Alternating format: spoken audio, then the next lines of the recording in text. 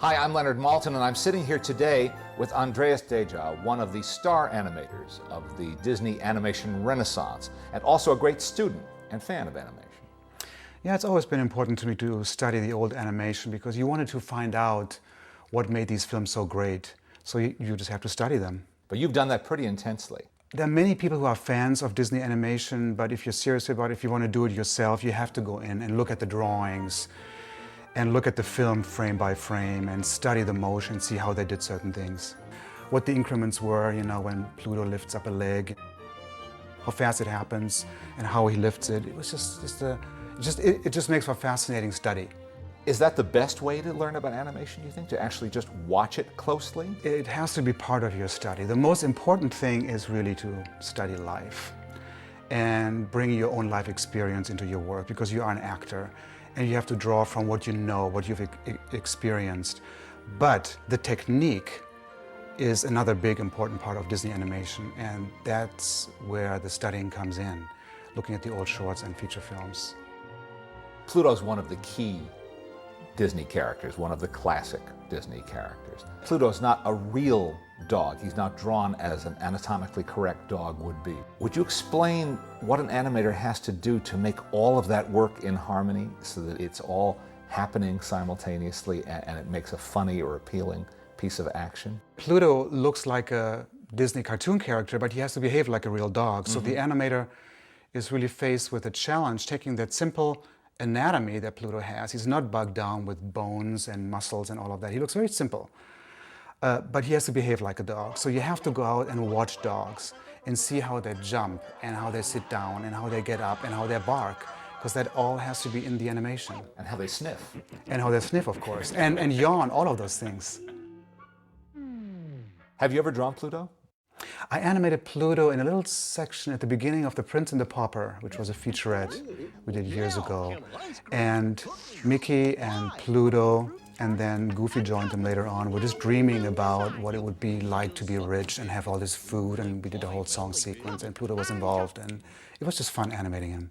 Did you do your homework? Did you do some research at the time? Oh, always, always. And I always go back to what I think are the best shorts. And they just always happen to be around 1938 till 1942, like the golden days of short animation.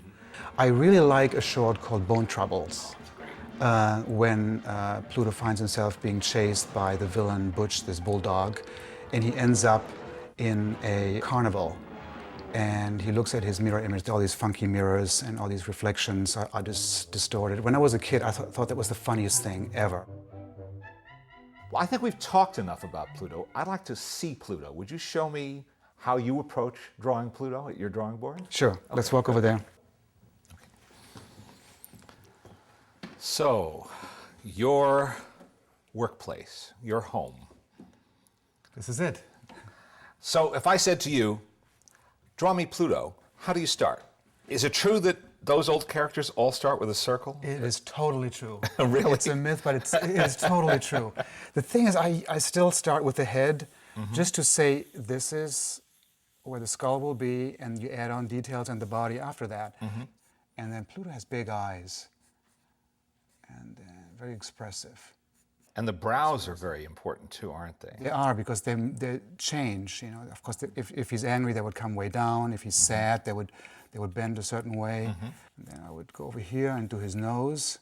The thing about all of these old classic Disney characters, they are very round.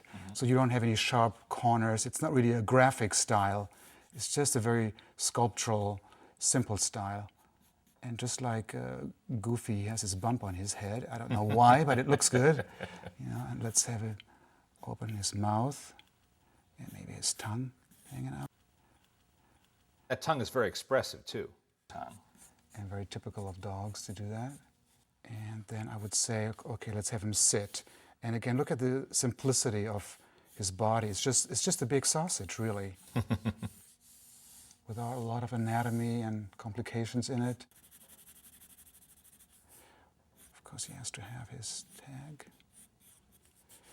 And for his legs, I would just sort of indicate where the shoulders would be. And rather than being bogged down with elbows and knees and all that, it's just very sort of just an indication of the shoulder Here would be where the elbow would be, and you just take it way down. The legs taper out a little bit. Place the feet firmly on the ground. And his back legs are just really tubes that are bent. So again, really simple.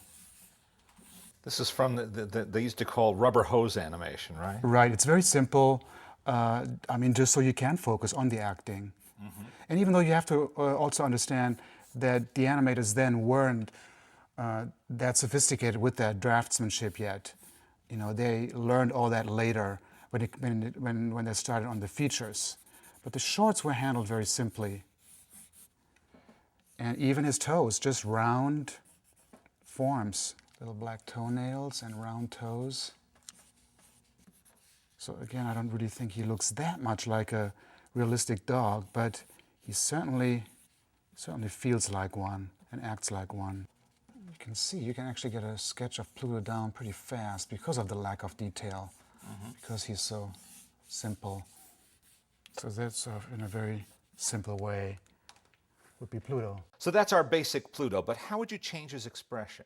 When it comes to putting real expressions onto Pluto, the eyes are really important because the audience always looks toward the eyes of an animated character. And Walt knew this, and even told his animators, focus on the eyes. So let's say Pluto would see something that he wouldn't like, or he would see a cat. Dogs don't like cats. So this whole unit would then change and become this. Again, I start with the eyes first, but even without adding details, you can see this is an angry face.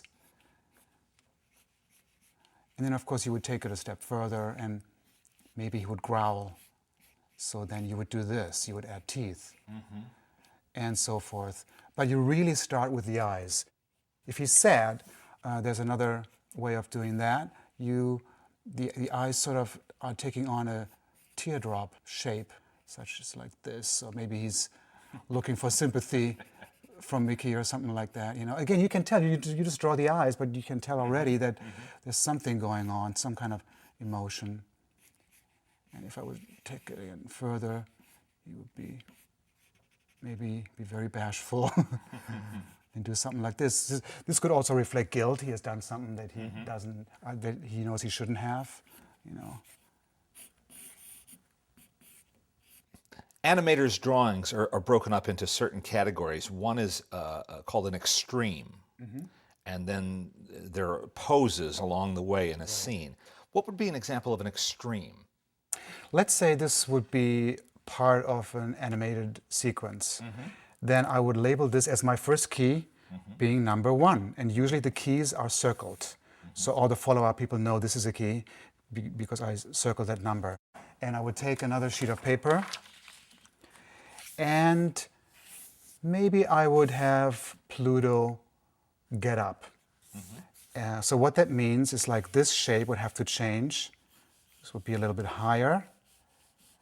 I reverse that angle. And his shoulders are now up here. Elbows.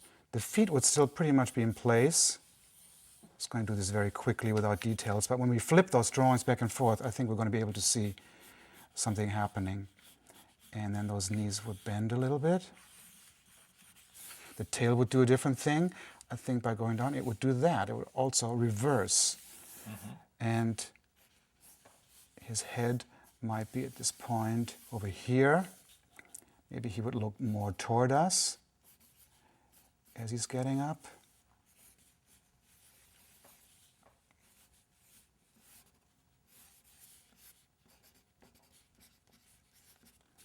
So if I now flip those drawings, I think you can see something happening. So this would be drawing, I would say if he gets up, this would have to be at least number 5, probably 7. So those are 2 key drawings. Then I would go on and make further drawings as he would maybe take his first step. But I have to leave an instruction for the in-betweener, for the assistant, because these drawings, these key drawings, only frame the main action. So I have drawing number 1 and 7 here, let's say. There are drawings missing, 2, 3, 4, 5, 6. And I want him to start slowly. So I would have a drawing here, 2, 3, 4, and then 5, 6. is when things are starting to speed up, but you can see it starts slowly. And then the in-betweener would actually know, based on these instructions, on how to place the knee, how to place the head, how to place the elbow, and so forth. So if Pluto were to just get up and walk off camera, how many drawings would that take? A rough guess would be, if I would have him sitting here walking off, I think I could probably do that in about 12 to 15 drawings to frame the main action.